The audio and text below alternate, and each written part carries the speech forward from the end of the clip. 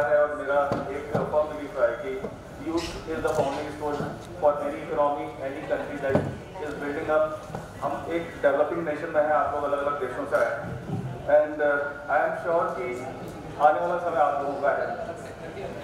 In my interview also I mention only 2 points, वही मैं आपके 2 मिनट लेके और बात कहूँगा और उसके बाद अपनी बात को विराम दूंगा। तो केवल 2 एस्पेक्ट्स, 2 पर्सपेक्टिव जो एक यूथ के अंदर सबसे ज़्यादा इम्पोर्टेंट है, किसी भी इंसान के अंदर अपने जीवन काल में जो सबसे ज़्यादा इम्पोर्टेंट है वो है इंटीग्रिटी और Perseverance. Integrity is a constitution of your honesty, your belief in the work that you do and आप किस तरह का काम करते हैं उसके साथ पूरी ईमानदारी रखते हैं नहीं रखते हैं, ये सारी चीज़ें मिला के इंटीग्रिटी बनती है। तो एक इंटीग्रिटी आपके लिए बहुत इंपॉर्टेंट है। Second Perseverance. परसिवियरेंस ऐसी चीज़ है जो आपको आपसे ज़्यादा टैलेंटेड लोगों के बीच में भी रहते हुए आपको उनसे ज़्यादा सक्सेस दे सकती है if you have the perseverance inside of you, क्योंकि perseverance is the only factor which will be a differentiator between a normal person and a successful person. Even अगर एक पानी की बूंद पत्थर पे 10 साल 20 साल मिलती है तो वहाँ पे भी छेद कर देती है, वहाँ पे भी सुराख कर देती है। So I think perseverance is the key to success and I wish आप लोग सब उस पर्टिकुलर जज्बे को, उस पर्टिकुलर परसिवियरेंस को अपने फील्ड, अपने क्षेत्र जो भी आपके हैं, जिस एरिया में आप काम कर रहे हैं, वहाँ पे आप उस परसिवियरेंस को बना के रखें, क्योंकि शुरू में हार्डशिप्स आएंगी, कहीं कोई फेलियर्स आएंगे, कहीं पे चैलेंजेस आएंगे, but that is only going to make you more stronger day by day, and with the perseverance you will achieve whatever you want to do in life, and that is what I have done in my last 20 years of career in the finance industry।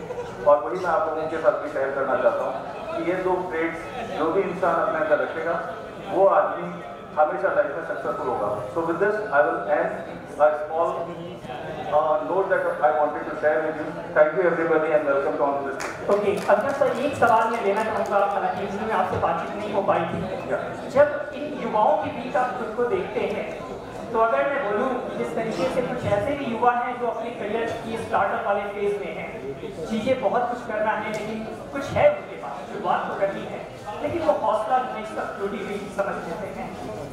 क्या इस वक्त की परिस्थिति बन रही है, इस परिस्थिति के बीच कुछ शुरुआत की जाए? किस टाइप का बाजार है भारत का बाजार? बात का अगर मैं जिक्र करूँ तो कहाँ पे ये युवा जो है फिट नजर आएंगे? क्या सजेशन होगा बिजनेस इंडस्ट्री में कदम रखने के? इंडिया ग्रोथ स्टोरी अभी बहुत पूरी, I think entire world knows how the Indian story is. ये जो इंडिया की स्टोरी है ये बहुत फास्ट है, बहुत ज़्यादा अपॉर्चुनिटीज़ हैं। आप कोई सी भी इंडस्ट्री ले लो, चाहे आप सर्विस इंडस्ट्री में चले जाइए, चाहे आप मैन्युफैक्चरिंग में चले जाइए, चाहे आप इंफ्रा में बात करिए, चाहे आप पावर में बात करिए, चाहे आप टेक में बात करिए। India is the tech super power for the entire world today. After Silicon Valley मेरे ख्याल से इंडिया में जितने IT पार्क्स हैं, जितने IT के लोग हैं, वो स्पेशलाइजेशन और कहीं भी नहीं है। तो जो भी यूथ आज की डेट में किसी भी फील्ड में इंडियन इकोनॉमी में अगर कंट्रीब्यूट करता है, किसी भी फील्ड में वो एंटर करता है, तो I think that is immense scope. वहाँ पे कहीं पे भी किसी भी फील्ड में स्कोप की कमी नहीं। So I think it is just a matter of interest that you have as a individual. आप क्या, आपका स्किल सेट है और आप किस फील्ड में काम करना चाहते हैं, बस आपको वो डिसाइड करना है और उसको परसिवियरेंस रखना है। इसको बहुत ज़्यादा है इंडिया आज की डेट में। इंडिया के प्रोफेशनल पूरे वर्ल्ड ओवर हर देश में आपको मिलेंगे। आप वर्ल्ड ग्लोबली अगर ट्रैवल करते हो आपको रियलाइज होगा कि हर जगह आपको इंडियंस जो है वो उतने ही तादाद में मिलेंगे जितने इंडिया में मिलते हैं। तो I think it is a growth story and another 10 to 20 years is going to be a wonderful story for India. So this is a place to be. एक लीडरशिप को लेकर मैं सवाल लेना चाहूँगा। जब कभी भी इंडियन पैरामीटर में देखते हैं तो कुछ भी बिजनेस का मॉडल है, हम लोग एथिक्स को क्रॉस करने लगे हैं। और असल बात ये भी है कि जिस लीडर को हम देख रहे हैं अपने सामने, वो भी बहुत मजे में एथिक्स को क्रॉस कर रहे हैं। खासकर मैं बिजनेस मॉडल में जानना चाहूँगा, इंडियन इकोनॉमी के रेफरेंस में अगर बात करें, क्या सजेशन होगा, क्या मैसेज होगा उन युवाओं को जिन्हें खास तौर पे एथिकल वैल्यूज को एड ऑन करने की जरूरत है, क्रॉस करने की जरूरत नहीं है, लांघने की जरूरत नहीं है और बिजनेस के मूल्यों को बनाए रखते हुए बिजनेस करने की जरूरत है? ये सवाल आपका जो है बहुत ही अच्छा सवाल है और इसके ऊपर मैंने अपने इंटरव्यू में, आपका जब छोटा सा इंटरव्यू हुआ था तो उसमें मैंने इस पर अपने व्यूज दिए थे। एंड आई थिंक जो दुनिया है, पूरी दुनिया एंड स्पेशली इंडिया की बात करें, किसी भी ग्लोबल कंट्री की बात करें, मैं बहुत सारे कंट्री में ट्रैवल करता हूँ, हर जगह एक फैक्टर, एक चीज़ ऐसी है जो बहुत कम है, वो है ईमानदारी।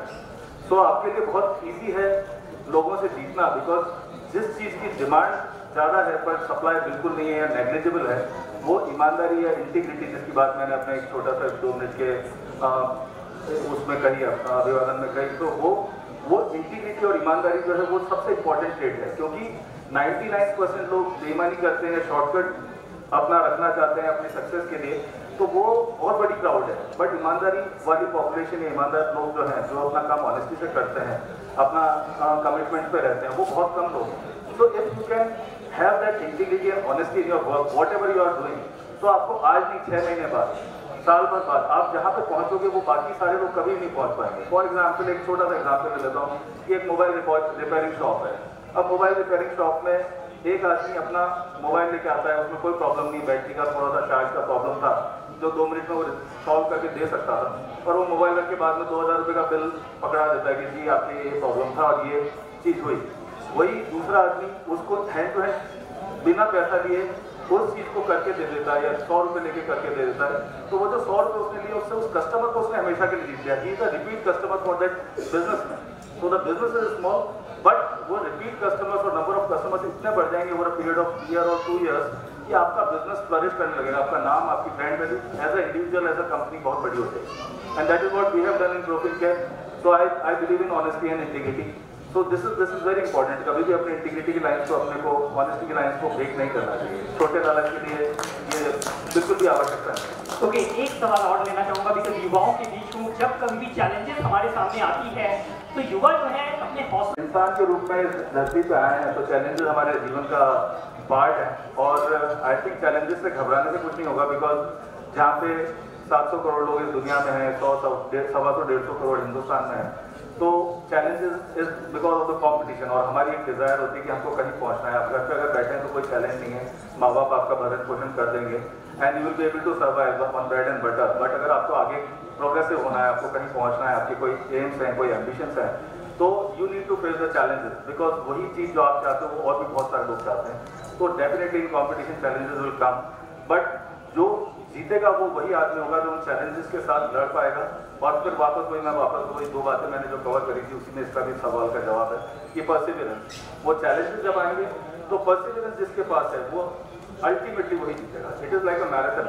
कभी भी जिंदगी 100 मीटर की रेस की तरह नहीं ले सकते आपको उसको मैराथन की तरह लेना पड़ेगा, जहाँ पे आपको 50 किलोमीटर भागना है या 42 किलोमीटर भागना है, तो आपका फेज बाय आपका पहला 5 किलोमीटर कैसा होगा, दूसरा 5 कैसा होगा, आपको थकान होगी, lungs will come out of your mouth. तो वो आपको उस टाइम पे आपके अंदर कितना जज्बा है अपने उस एम के लिए, और आपके अंदर कितनी परसिवियरेंस है उस गोल के साथ टिके रहने के लिए, that is what is going to count you and make you a seasoned professional and a successful business. हालांकि सवाल तो बहुत सारे थे, लेकिन इन पैरामीटर्स पे बातचीत की बहुत बहुत शुक्रिया। और मैं चाहूँगा अभिनव साहब बिल्कुल सेंटर में आ जाए, सो दैट कि इस मंच से आपको हम सम्मानित कर सके। और क्वाड फाउंडेशन के चेयरमैन मुन्ना सर से भी गुजारिश करना चाहूँगा, साथ ही अमित कुशवाहा सर जो प्रेसिडेंट है, नेशनल प्रेसिडेंट है क्वाड फाउंडेशन के, आपसे गुजारिश कि आप मंच पे आ जाए। अर्चना मैम आपसे भी गुजारिश प्लीज आप भी मंच पे आ जाए। और दिलचस्प अंदाज में क्वाड फाउंडेशन के चेयरमैन मुन्ना सर इस वक्त बातचीत करते हुए, ये मौका बहुत खास था, लंबे वक्त से हम सभी ने इंतजार किया, और अपने वॉलंटियर से भी रिक्वेस्ट करना चाहूंगा प्लीज जो अपना लाभ यहाँ पे प्रेजेंट किया जाए, जोरदार तालियों के बीच।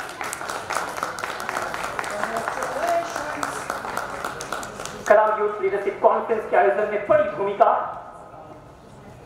आदरणीय अभिनव सर के द्वारा, और इस आयोजन के जरिए अंतरराष्ट्रीय पैरामीटर पे हम कई ऐसे मापदंडों को फ्रेम करेंगे जिसके जरिए विकसित भारत की तस्वीर करने में हम सब सफल हो सके।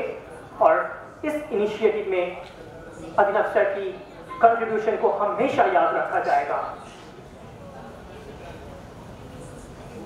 एक और ऐतिहासिक लम्हा की ये तस्वीर, जब इतने बड़े आयोजन हो जहां पे चीफ गेस्ट के रूप में देश के चुनिंदा यूनिवर्सिटी विश्वविद्यालय के कुलपति यहाँ पे मौजूद हो, और वैसे में तमाम युवाओं को एक दिशा में, बेहतर दिशा में, गतिशील दिशा में आगे ले जाने की कोशिश हो, और ऐसी कोशिश में अभिनव सर की सपोर्ट, पहल और उसके जरिए विकसित भारत की तस्वीर करने की कोशिश। Many thanks for that sir. और हम सब लोग आपका बहुत